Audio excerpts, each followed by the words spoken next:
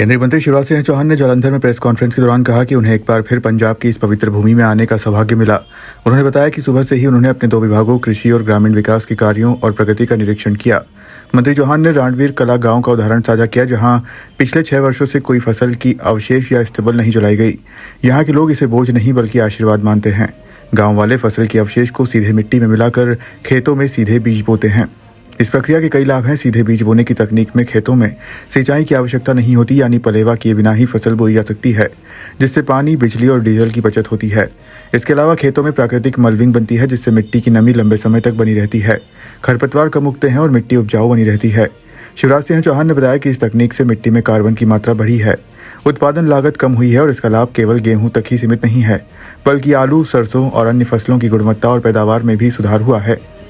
मंत्री ने व्यक्तिगत रूप से खेतों का दौरा किया और देश के लिए संदेश साझा किया कि इस बार पंजाब ने पूरे देश को एक नया मार्ग दिखाया है। कि पंजाब की इस पवित्र धरती पर फिर आया हूं। कल रात को मैं आया था और सवेरे से मेरे दोनों विभाग कृषि और ग्रामीण विकास, उनके कामकाज का मैंने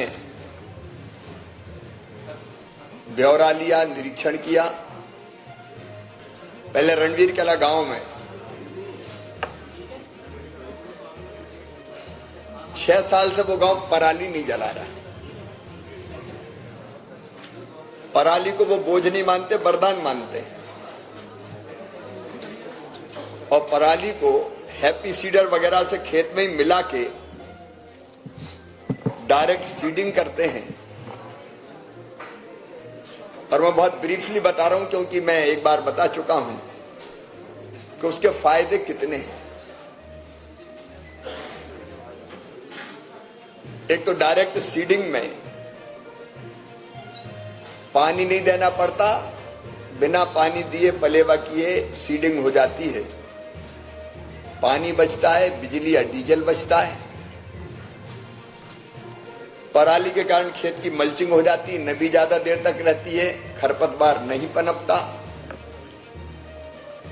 तो पराली में पोटास और जो बाकी चीजें होती है, उसके कारण डीएपी 1.5 गट्टे की जगह 1 ही गट्टे में काम हो जाता है 1 एकड़ में। और यूरिया 3 गट्टे के बजाय 2 में ही काम चलता है उनका।